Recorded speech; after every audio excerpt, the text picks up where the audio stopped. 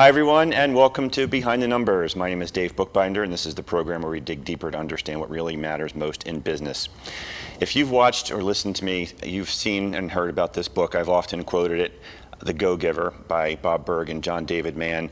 This book has been a true inspiration for me and billions of others around the globe, and today I am thrilled to welcome Bob Burg of the Go-Giver fame. Bob, welcome to Behind the Numbers. Hey, thanks, Dave. Great to be with you. You don't even need an introduction. I think the world knows who you are. So I think I would love to just dive in this limited amount of time that we have together. And as you know, I've got the word Go-Giver on my LinkedIn profile, and people ask me from time to time, what does that mean? And I thought, what a great opportunity to ask the guy himself. What does it mean to be a Go-Giver, Bob?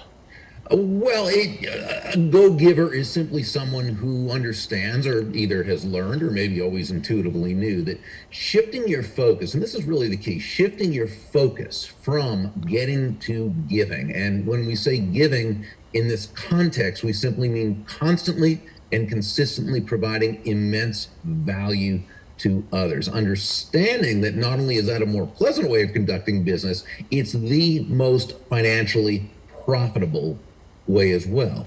And not for some way out there woo-woo type of magical, mystical reasons, not at all. It's actually very rational when you think about it. When you're that person who can move your focus off of yourself and place it onto others, helping them as they want to be helped, bringing value to their lives, making their lives better, helping solve their challenges, what have you, people feel good about you. They want to get to know you. They like you. They trust you. They want to be in relationship with you. They want to do business with you if that's appropriate, and they want to refer you to others.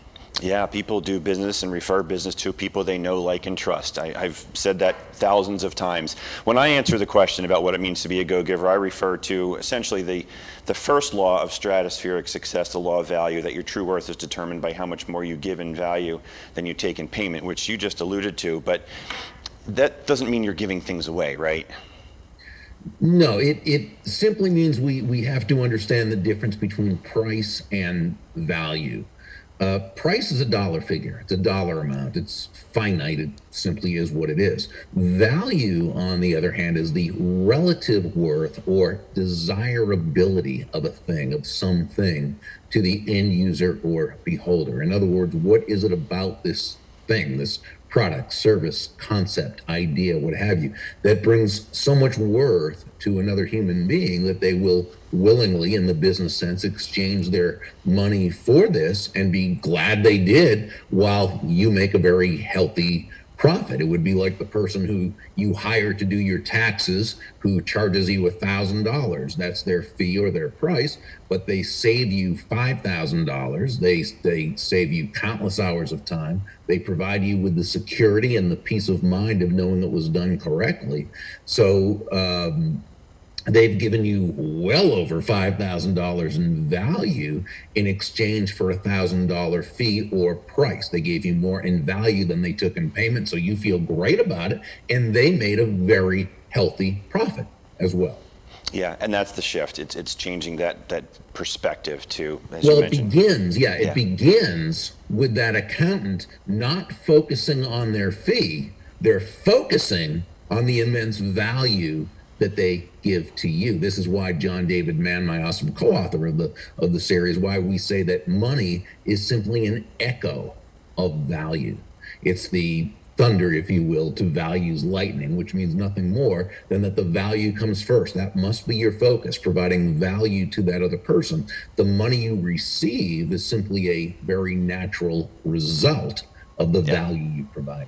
Yeah, let's talk about receiving for a second, because the fifth law of stratospheric success is the law of receptivity, and it's the key to effective giving is to stay open to receiving. And so many people can't even accept a compliment. Hey, you look nice today. Nah. Or thank you for your effort. It was nothing. How do you help folks to understand the significance of this staying open to receiving? Sure. Well, the law of receptivity itself, again, the key to effective giving is to stay open to receiving. This really, Dave, means nothing more than understanding that, yes, you breathe out, you also have to breathe in. As human beings, we breathe out carbon dioxide, we breathe in oxygen. We breathe out, which is giving, we breathe in, which is receiving. Giving and receiving, despite the messages we get from the world around us, and most of the messages from the world around us with regards to money, prosperity, abundance, business, what have you, they're not mixed messages, they're very negative messages. And we hear these from the time where, we're little kids, for everything from, with many people, it could be from immediate, family, it could be upbringing, environment, schooling, news media. We hear all these horrible things about money, and that can get into your head, and I mean on an unconscious level. So we end up thinking that giving and receiving are opposite concepts, but they're not. Giving and receiving are simply two sides of the very same coin, and Brilliant. they work in tandem. It's not, are you a giver or a receiver? Not at all. You're a giver and a receiver. So long as you understand that the focus needs to be on the giving part, the giving of value, now you can understand that as you do so, as you serve the lives of many, as you place the needs and interests of your customers, clients, prospects first, as you stay congruent with your authentic nature, now you've created the environment, that benevolent context for success. Now you only have to be able to receive that abundance. Right. And for the folks in the production studio, it's time for the graphic. There's more than just the Go Giver. There's a series of Go Giver books, and Bob, it's on the screen here. You probably can't see it, but as I mentioned to you before we went on the air here today, I love the Go Giver, but for me, I always wondered, does this stuff really work? And then I read the green one, Go Giver, Sell More. And for me, that was totally transformational, because it became a playbook of how one can conduct themselves in the business world as a go-giver. And one of the things that you talk about that's really mind-blowing, because I think everybody out there in the world who is seeing a client or a prospect has worked on a pitch deck. They're always pitching. And your mantra is that the perfect pitch is not to pitch. Can you talk about that? Well, first of all, my feeling when it comes to the word pitch is every single sales professional in the world should lose that word and never use it again. What is a pitch? Well, in baseball, a pitch is something you do to someone. What's the idea of a pitch? To defeat the batter, to strike them out. That's not what selling is about. Selling, by definition, is simply discovering what the other person wants, needs, or desires, and helping them to get it. Okay? A pitch is not focused on that person. A pitch is focused on ourselves. I just think it is such an awful word. I would love to see that word just eliminated from the vernacular of every single salesperson. Okay? We say, instead of pitch, how about serve? Like in a friendly game of tennis, where the idea is to hit the ball to the other person in a way that they can hit it back to you, and you hit it back to them, and they hit it back to you. I don't think this is just semantics. It is semantics, but I don't think it's just semantics, because what we tell ourselves about what we do, not just tell others, and see, I don't think any salesperson will usually say to them, hey, I'm going to pitch you this product or service. But even when we say to ourselves or to our team members, hey, I'm going to go pitch this person today, I think that what it says, that it's about us, not about that other person. Instead of pitch, how about, present? How about share an idea with someone? Or how about attempt to serve someone? So we would love to really to kind of eradicate that word. Yeah, because it's not about you. You had alluded to the word authenticity just a little bit ago, and authenticity is such a key buzzword in leadership these days, and I wanted to ask your perspective, because you're saying you're always selling yourself, so being authentic is one of the laws, the law of authenticity. What does being authentic really mean? Sure. Well, in the story, Deborah Davenport shared that the most valuable gift you have to offer is yourself. And what she said is that all the skills in the world, the sales skills, technical skills, even people skills, as important as they are, and they are all very, very important, they're also all for naught if you don't come at it from your true, authentic core. Now, when you do, when you show up as yourself day after day, week after week, month after month, people feel good about you. They feel comfortable with you. They feel safe with you because they know who they're getting. And that's very important in terms of human nature. We need to know, we need to feel that sense of consistency in those we deal with. It's very difficult to elicit trust when you're not consistent. And a big part of being consistent is being authentic. I always loved what Gandhi is credited as saying. I don't know if he ever did say this or not, but it sounds very Gandhi-ish, and he's often credited with saying that integrity is when everything you think and everything you feel and everything you say and everything you do are in alignment. I think that's a great definition of authenticity. Authenticity should not be confused with not having any filters. It doesn't mean you say whatever you want because you feel it, okay? But it means you show up and act in such a way that is congruent with your values. Great. Bob, for folks who are watching and listening and want to learn how they may connect with you, how they can invite you to come speak perhaps, what's the best way for them to contact you? Best way is the website, which is Burg, B-U-R-G, .com, and everything's right there. Okay. Bob, we only have just a couple of minutes to go in the first segment here, but I wanted to sneak in one additional question with regard to Go Givers Sell More. You mentioned a concept about things coming in from left field, and when I first read that, I thought, wow, really? And then I lived it. I actually experienced it, and the idea that is, your influence precedes you. And I've gotten referrals from people who have never met me, but because somebody else had heard about me, they transferred the trust. Can you talk a little bit about that power of influence in this left field concept? Well, that's what happens. With left field, it's when you have that referral or something amazing happens, a great new connection or something. You say, where did that come from, right? Well, it seems to come out of left field, to come out of nowhere. But in reality, it comes out of everywhere. It comes from the gravitational pull of your influence, which is the result of providing and giving so much value to so many people in ways that they see and understand it as being of value. It's, again, a term I referred to earlier. It's that benevolent context for success. Right? It's everything you've created by being who you are, and as a result of who you are, it's what you've done. Yeah, and that's a great spot to take a quick break. So Bob, don't go anywhere. We're going to pause, pay a few bills, and we'll be right back on Behind the Numbers with Bob Burg today.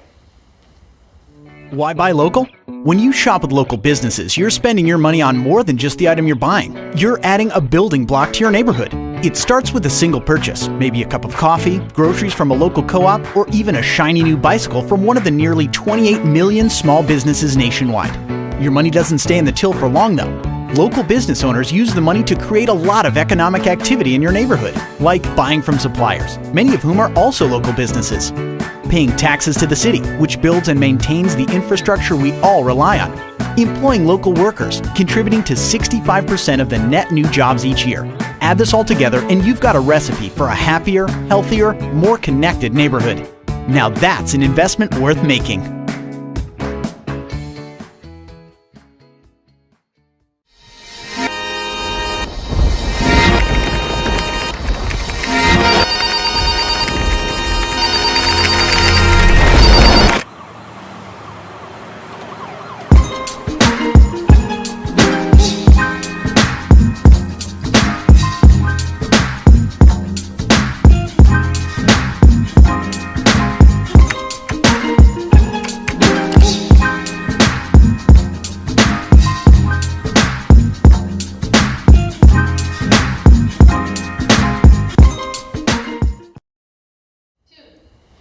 Welcome back to Behind the Numbers. I'm Dave Bookbinder, and today we are talking with Bob Burg, co-author of The Go Giver and the Go Giver series. We had a great conversation in the first segment, and I want to jump right in here, Bob, with round two in our limited time, and start with the Go Giver leader concepts, because the cool thing about this whole Go Giver philosophy is that, as you've mentioned in these other books, there's a theme and it weaves all the way through, because you can bring this Go Giver mindset or construct to every aspect of business and leadership. So let's talk about it from a leadership perspective. What does a go-giver leader really look like? What is giving leadership? Well, it follows that same premise in terms of the focus. A go-giver leader, rather than focused on themselves and their own success, they're focused on making those around them successful. Now, we know that to the degree as a leader you make others successful, well, that's also the degree to which you're going to be very successful. So it always works. And that's why we always, we like to make that point. It's not that either or treacherous, right? The treacherous dichotomy or the false dilemma. You're either doing well for others or you're doing well for yourself. No, it's both.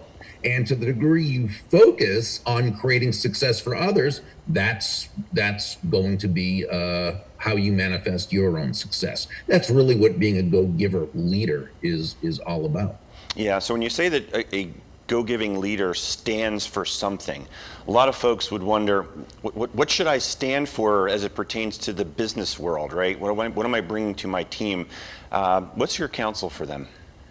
Well, this is really when we say they stand for something, it's all about character. Character, Dave, comes from an old Greek word meaning scrape or scratch. It came to mean an engraved marking and eventually a defining quality. So if one were to wax poetic, we could say, well, character is what happens when life etches or scratches itself onto your soul. But I'm not particularly poetic, so I like a defining quality, right? Or we could say even more accurately, the sum total of all one's qualities is their defining quality or character. Now, we've all known people of high character, and in those cases, we've probably noticed that they stand for something, and we all know exactly where they stand and what they stand for. Now, that doesn't mean they don't make mistakes. Of course they do. They're human beings. It doesn't mean they don't course correct. Certainly they do. People of high character admit mistakes and they make amends, they course correct it. And it also doesn't mean they're not flexible on strategy. Sure they are. Okay, they're flexible on strategy. However, when it comes to those values-based decisions, whatever they happen to be for that person, they are immovable, immutable, and absolutely unchangeable. And that's why we respect them. And that's often why we'll follow them. It doesn't mean we agree with everything, okay? But we know what they stand for. Yeah. And we respect them for that. We feel safe with them. Yeah, and in this current environment that we're in this global pandemic, we've got leadership in crisis, and teams are more likely than not working remotely. How can a leader be effective or more effective in this kind of environment, Bob?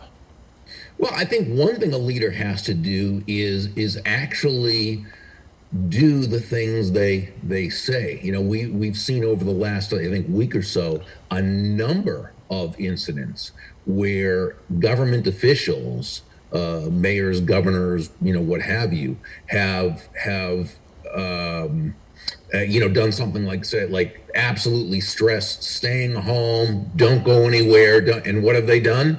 They've been caught actually traveling and doing the very things that they've said not to do. And there are a number of incidents, okay, of this happening. That's not character-based leadership, because that confuses people. Okay, first it says to them, oh, well, am I the servant and they're the monarch who gets to live by a separate set of rules, which causes resentment, okay? But it also confuses people, because they're saying, hey, if this person's traveling or going to a crowded party or whatever, after saying to us, don't do that. Absolutely don't do that. Well, maybe it's not that dangerous. So again, Right. those are mixed messages, and high character leaders, go-giver leaders, do not send mixed messages like that. And they Yeah. don't hold themselves above those they're supposed to be serving. And as a leader, okay, you are a servant leader. You're a go-giver leader. Your focus is on the others. Your focus is on those you serve. Yeah, and I always say that these are way more than business books. These are books about how to conduct yourself every day in life. It's just a great way to be. And I know you've got some online courses, right, where you can help folks in gaining more leadership skills from a go-giver mindset. Yeah, well, the one we have out right now is called Endless Referrals, the Go-Giver Way, which combines my two main programs, I guess. So it's the principles of the Go-Giver and the actual system of creating endless referrals. And where can they find that? At your website, Bob? Yeah, that's right, at Burg.com. Right, and if they want more of Bob Burg, there's a podcast. There's a podcast, and I have a blog, and if they scroll down the blog, there's lots of videos that I have out there. So we have plenty of goodies in the archives of both the podcast and the blog. Yeah, folks. So it doesn't just end when you close the book. There's a lot more of Bob out there for you. So go get it. Bob, I want to talk a little bit about influence. How to create it while doing so in an authentic way. Well, I think the first question, Dave, like with anything else, is what does it really mean? Because influence is a word you talked earlier, and I thought you made a great point about authenticity being such an overused word almost, at this point. I think influence the same. So first, let's define it. What does it really mean? And I think we can do this on two levels. Both shallow and deep. So first, on a very, very basic level, we can define influence as simply the ability to move a person or persons to a desired action, usually within the context of a specific goal. By definition, that is influence. Now, that's its definition. It's not, however, its substance or its essence. The essence of influence is pull. Pull as opposed to push, as in the age-old saying, how far can you push a rope? And the answer is not very, at least not very fast or very effectively, which is why great influencers don't push. They don't push their will on others. They don't push their ideas on others. They don't push themselves on others. They're not pushy. You never hear people say, wow, that Tom or that Mary, she is so influential. She has a lot of push with people. No, she's very influential. She has a lot of pull with people. What is that pull? Well, that pull is an attraction. Great influencers attract people, first to themselves and then to their ideas. They do this, again, not through push, but through pull. So how? Well, the great influencer understands that their influence is determined by how abundantly they place the other person's interests first, not in a martyrish way or self-sacrificial way, not at all. But here's the thing. They first ask themselves questions, making sure their focus is in the right place, which is outward. We want to be inwardly motivated, but outwardly focused. So the great influencer, the genuine influencer, asks themselves questions such as, how does what I'm asking this person to do, how does it align with their goals, with their wants, their needs, their desires? How does what I want this other person to do, how does it align with their values? What problems am I helping them to solve? How am I helping them to attain what they want to attain? How am I making their life better just by being part of it? And when we ask ourselves these questions thoughtfully, intelligently, genuinely, authentically, not as a way to manipulate another human being into doing our will, but as a way of building everyone in the process, now we've come a lot closer to earning that person's commitment, right? Which is pull, as opposed to trying to depend on some type of compliance, which is push. I love what one of my great mentors, Dondi Scumaci, says about this. She's such a wonderful leader and influencer and works with companies and teams all over the world. I call her the mentor to the multitudes. And what Dondi says is, when it comes to leadership and influence, compliance will never take you where commitment can go. Yeah, well said. We only have about 2 minutes to go here, Bob, but you mentioned the word mentor, and I wanted to just ask you, for the benefit of the younger folks who are watching and listening, who maybe are having an opportunity to choose a mentor at work, what should they look for, or more importantly, what not to look for in choosing a proper mentor? Well, I think you look for someone who has either specifically done what you're looking to do, okay? Though that doesn't have to be the case. It might not be someone in the business you're in. It could be just someone who has lived a very successful life. And, by that, I mean financially, physically, spiritually, mentally, emotionally, socially, relationally, someone who you admire and look up to. I would also say someone whose values are congruent with yours. And I'd say someone whose style is congruent with yours. And I think when you have that, now you've got the makings of a great mentor. But I think it's also important to not be too attached to having to find that one mentor right away. Okay, a mentor-protege relationship is just that. It's a relationship, and it takes time to build. And you may have a conversation with someone, and you may have one or two conversations with them, and that's all that ever happens. Or it might be someone with, over time, you have that mentor-protege relationship. So don't feel as though it has to be that one-on-one forever type of thing. Just ask the right questions of the right people and do it in a way that's humble and shows that you appreciate their help and that you value it. And I would take it from there. Great advice. Bob, unfortunately, we are out of time. I can't thank you enough for joining us today, though. My absolute pleasure, Dave. You're a great guy, and I just appreciate all that you're doing, and it's really an honor to be on your show. The honor is all mine, my friend, believe me. So thank you at home for watching and listening to Behind the Numbers. We've been chatting with the great Bob Burg today. Be sure to hit the subscribe button so that you stay in touch with all that we're up to, and we will see you next time on Behind the Numbers, everybody. Take care.